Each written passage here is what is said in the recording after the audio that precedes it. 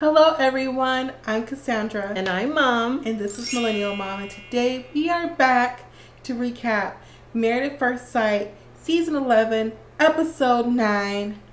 Opening up is hard to do. And that seems like that's all the couples. So let's get into the review.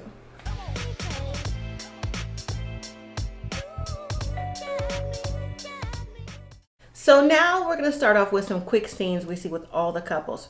We're starting with Karen and Miles, and we see Miles. He is outside in Karen's car. Looks like he's trying to get it started. You know, he did mention that last week, that one of the things he was going to do was try to get her car fixed, but I thought maybe like somewhere else, not necessarily him. But he was out there, and it looks like he got the lights to turn on, so I don't know if it started, but he did. And Karen recognized that he was trying to do nice things around the house, like cooking and stuff like that, because he invited his friend Jeff, who's the chef, over to help him make dinner. And while they're preparing dinner, Karen walks in. She's like, oh my God, I can't believe it. But doesn't he do nice stuff all the time though? He does do nice stuff all the time, but Karen is not used to those nice things. Yeah, because one of the things even throughout this episode that she keeps bringing up is the word masculine. And I don't know if I wasn't paying attention in some of the Married at First Sight's episode, or maybe she mentioned this at Married at First Sight Unfiltered because I don't watch that. What is her definition of masculine? You have to ask Karen. She did give it, but I think it changes more and more every episode. But one thing she's not feeling is Miles' emotional awareness. So that I don't think she feels is masculine. So while they're cooking, you know, Karen is actually taking over. She's taking over stirring the clams, taking over putting the cheese in the salad, stuff like that. But Miles doesn't notice. He doesn't care. It turns out they had a nice dinner, and Karen said, you know what? You get brownie points for that. So now we move to Christina and Henry's quick scene. And when Henry calls Christina, why on his phone did it say Christina MAFS? How come it just didn't say Christina? Well, what else was it supposed to say? She's Christina from Married at First Sight. I guess. She's not a wife. She's not Christina from work. She's Christina from MAFS. Okay. So Henry's like, yeah, I left yesterday. We had a disagreement, and she left too. Well, it turns out Christina came back home, and he's like, oh, so where you been? She's like, oh, I was having drinks and having fun with my friends. I'm like, there you go. You're supposed to. Don't leave upset because he left upset. Do you honestly think Henry really cares, or do you think that's the producers telling him, oh, ask her where she went? Because I at this point don't think Henry really cares or really wants to care to try.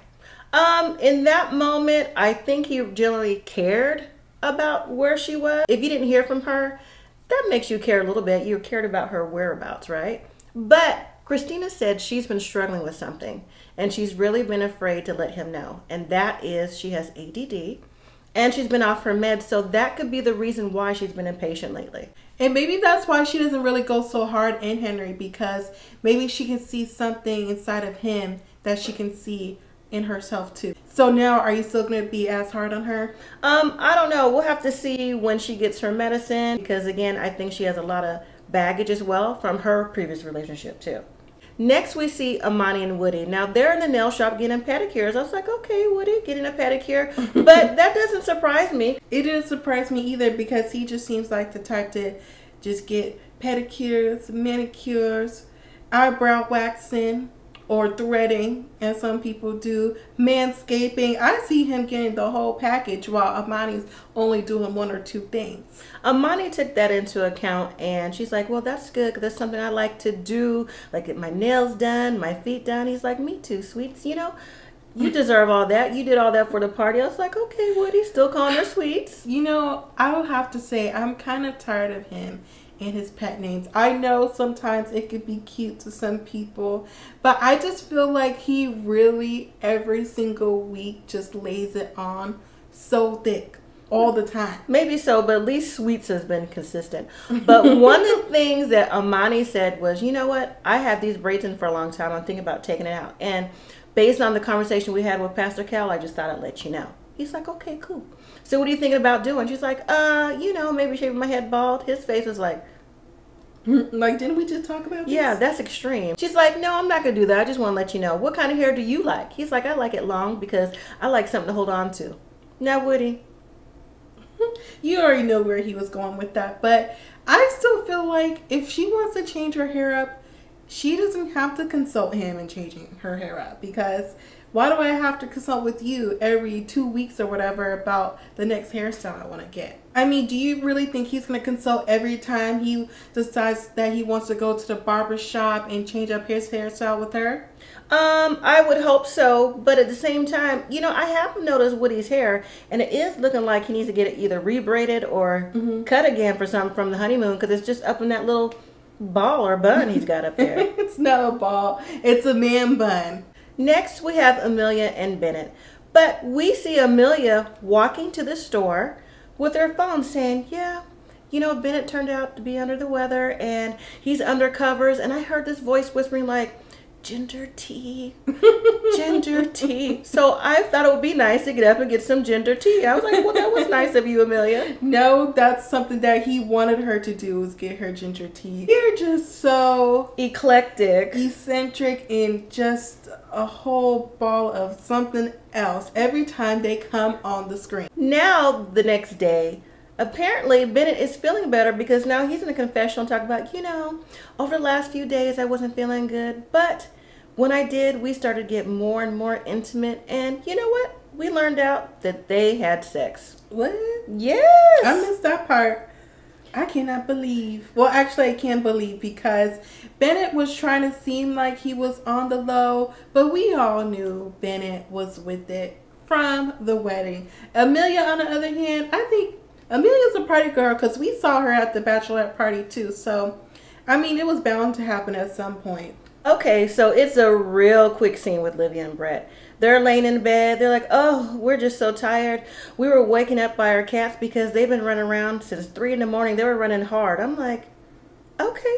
You know, I'm just really surprised every scene that they actually have something to say or actually have something to talk about, because every time I see them, they just don't really seem like a good match or a good fit. It's like they're always coming off of some type of tension. Exactly. There is some serious tension in that room, and I'm surprised producers aren't helping them out with their questions too. Don't be fooled. You know that they are. So for this episode, the main topic for all the couples is, how do they know they've been in love, or have they been in love before? So first, they start off with Amelia and Bennett. And were you really surprised by their answers? No, I weren't, because again, they seem to be on the same page that no one else is on. Like, they just are on a whole different vibe. There's no way for me to describe it. I can't even give a different word. But sometimes I feel like Bennett is over here and Amelia is over here, but Amelia tries to bring Bennett on her side, and Bennett's like, no, because especially with the scene when they were going back and forth, you know, asking each other, you know, how they feel about each other. Are they in love? And Bennett was like, you know, I heard about this quote saying, I wouldn't trade him for the world. And he was like, I don't know about that. That's a little bit too much for me. Yeah. I was like, Bennett, what do you mean that's a little bit too much for him? Like, I understand he has, well, he said he has love for Amelia, but he's not in love for Amelia. But some of the things that he said he wouldn't really trade. So I don't know if it's that or what his friend said last week on the part of, is he just doing this because he really wants to be married, or does he want to be like the free spirit, eccentric Bennett that he's been so far? Like, we're in a couple relationship, me and Bennett. But as we also did see in this episode, she did, you know, get him matching outfits, a face of his cake. I was like, what is that nose on that cake? I don't know. Maybe it was like jicama. His nose was not that big. And she decided to take him tightroping in the park. No, it's like a slack line, but to me it looks the same thing. Maybe it's just the way that is a different ribbon or a different type of rope, whatever. But he was a good sport about it. And that's one thing I like about the relationship. They both seem to be a good sport about what each other want or what each other are feeling. So that to me is the vibe. Now it's Olivia and Brett's turn. So once again, were you surprised that Brett gives the safe answer of like, oh yeah, I like her. I feel like it's vice versa. I wasn't surprised. I still think Brett has checked out. But Since when? I still say since the money conversation and the rating conversation, but I think he's still trying to try for the sake of trying. And you know what? I kind of like Olivia, but there's some times when I don't like Olivia. And that's mostly when she's in her confessionals, because everything that she usually says to Brett is, oh yeah, I like you, it's working, the cats, blah, blah, blah. But in the confessional or like to other people, it's like, oh, I don't know if he's being really truthful when I'm not around. I don't know how honest he's being. And I'm like, how come you just don't let him know that? Isn't that part of the communication that Pastor Cal was trying to get you guys to see? I don't think Olivia has that type of assertive personality when it comes to a relationship. Maybe in her job, yes, because of what she does for a living, but not in a relationship. And Brett thinks a lot of things can be like a joke in a joking matter. And everybody's not like that. Everybody doesn't take things as a joke. So later on when we see Amani and Olivia actually talking together, because Olivia feels like Amani is someone that she's cool and she can talk to, I just really honestly wish all of her opinions that she has of Brett, that she would just say it to him. Well, maybe she will a couple weeks down the line or next week. I don't know. But I think that tension is building because they can't keep having the same tense elephant in the room conversations that they're not having. And Amani, I don't feel like she really gave her real solid advice because she's over there in Lover's Island by herself. Amani can't really give her advice, but what Amani can give is a listening ear, and that's what Olivia needs. So later on, we see Brett and Olivia go do a swamp tour thing because it's something that Olivia wanted to do. And you know what Brett said? He said it was lame. And you know what I thought? This is why you're not connecting, Brett. This is why. It might be lame, but it's something different. And I'm sure it was low cost, something that you're looking forward to. At first, I was like, he's probably just being his sarcastic self. But then as they were going on in the boat ride, he just was like a Debbie Downer. And I was like, yeah, it's lame to you because you don't like to do anything but cut your grass and play with your cats. It was very awkward, and in that instance I felt a little bit for Olivia because I'm like, she's trying to do something maybe outside the norm, something that's not so grand because, you know, he was like, oh, why are we doing that? Need to budget probably. And he's just sitting there. But the tour guide was trying to make it light, and they were both just like, well, because Brett's energy just threw everything off. I mean, wouldn't your energy be thrown off too if you want to do something for your partner or spouse and they're just like, oh, this is lame? So while they're going around, the tour guide is showing the crocodiles, stuff like that, alligators, whatever they are.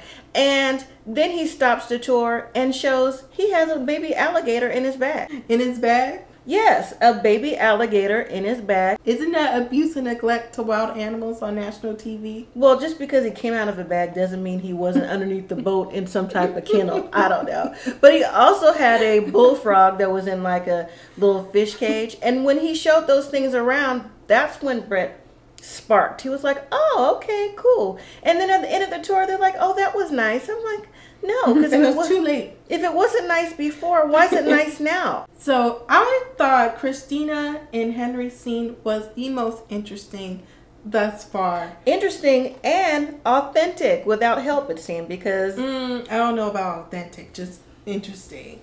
Because we, once again, always see Henry with a glass of wine. He don't never miss. He either has a glass of wine, a bottle, or another alcoholic beverage. So wasn't that authentic?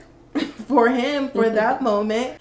But I also thought it was interesting that Christina asked him if, you know, if they could still make things work, if that was possible. Why is that interesting? Because Christina admitted that she was on medicine for ADD and she wasn't on it now. So she's trying to let him know that, you know, my impatience was then, this is now. So if you could look past that, I open up to you. Maybe we could have a chance. What do you think? Yeah, no. It was interesting based off of Henry's answer because he gave a yeah and then a long answer after that. But honestly, I didn't hear anything after the yeah because it didn't sound like he was 100% certain with it because I know how he genuinely feels and he doesn't like Christina period, because of her attitude. And then for their expert question about being in love and stuff, Christina talks about the time that, you know, she was in love with their ex and all they had was a dime, a nickel, or penny to their name. A nickel. And I thought that was interesting. How do you both have a nickel, but you know what? Never count anybody's cash. Maybe they're going through hard times. But she said they went to the store to get a can of soup, and that was the best soup she's ever had. And I think the reason why she said that to Henry was because I'm not as impatient or like she's humble. Yeah, as you think I am, and want to show a different side. That, and then she lets us know that in her past relationships, she's usually like the most aggressive one, the rah-rah type. I'm like, yeah, Christina, we can see it. Not only that, she said that the common denominator was she was the one that was causing all the arguments. And I say that all the time. What is the common denominator if things keep going the same way for you in your own life? Like, if it keeps going awry, who's the common denominator? What's happening here?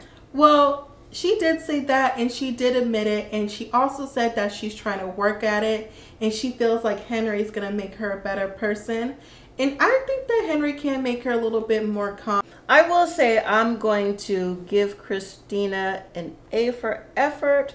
I appreciate her opening up and the reasons why maybe she was having that RBF face and things like that. So Christina, okay, you're back up here now.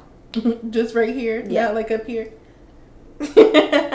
And I was also glad that we finally got to see them talk more, got to see them interact with each other more. They went to go play golf. Henry looked comfortable. He looked actually excited. I don't know if he was excited to golf or because he had a martini in his hand.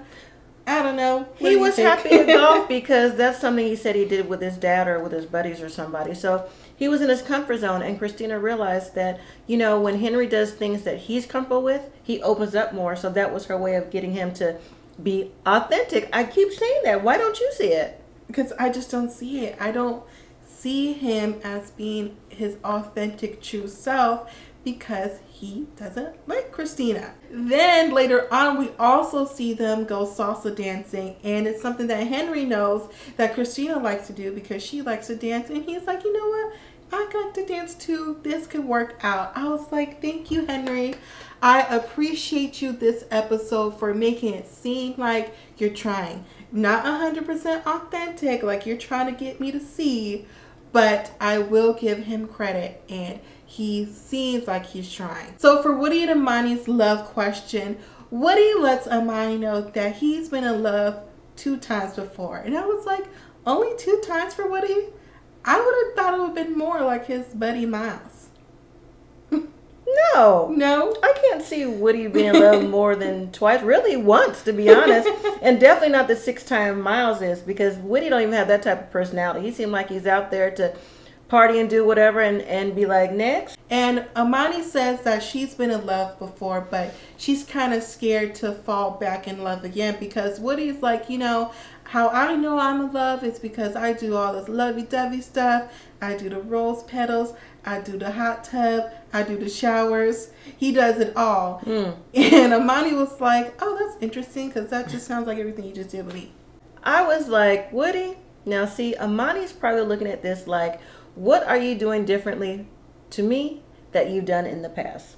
That's what I said a long time ago. And when Amani kept going on about her relationships, about being scared and how she didn't know she was in love, but she asked Woody, was he in love? He was like, yeah.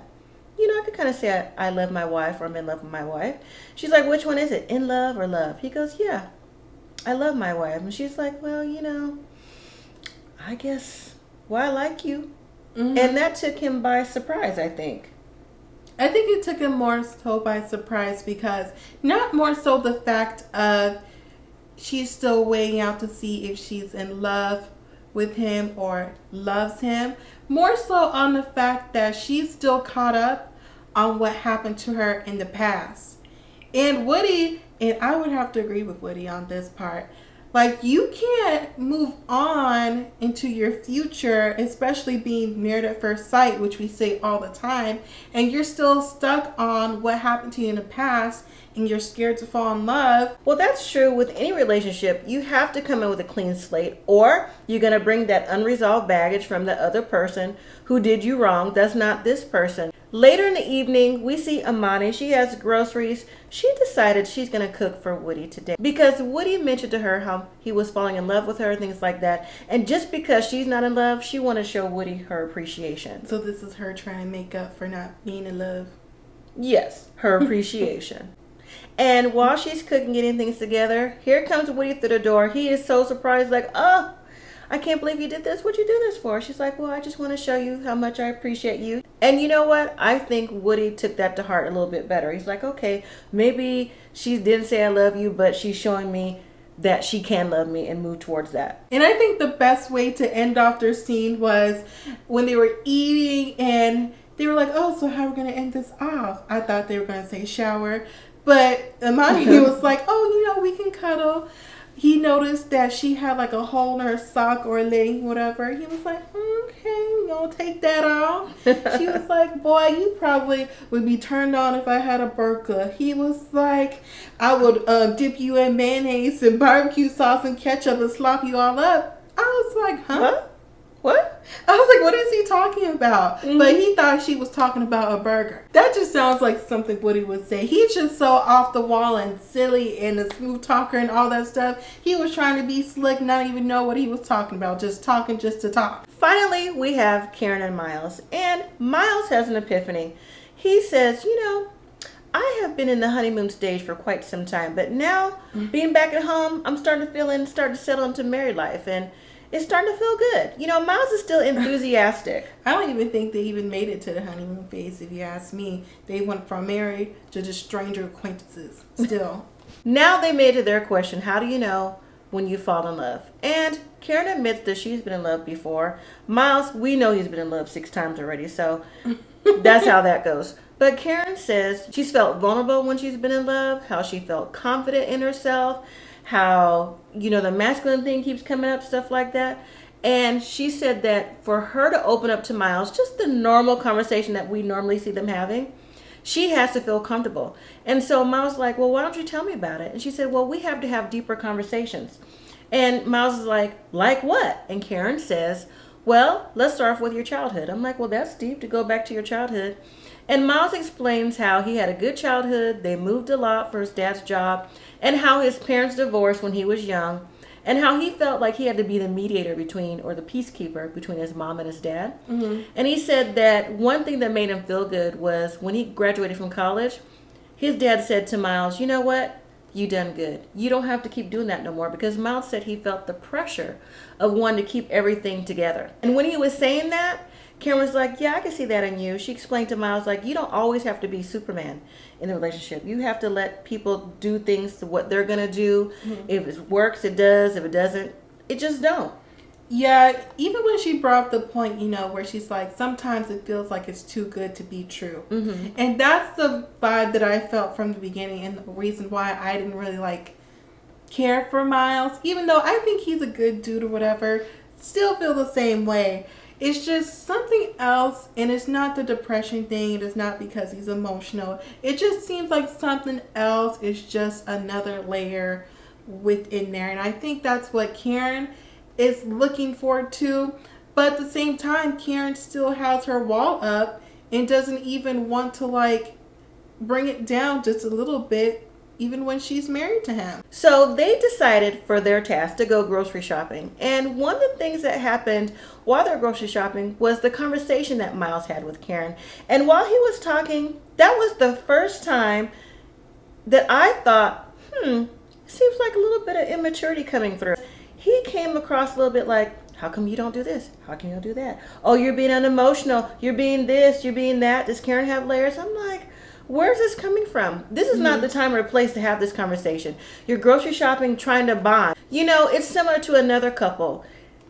Karen needs to open up a little bit, and to push her with conversation all the time about the same exact thing is not helping. But she did open up a little bit, especially about her hair and stuff.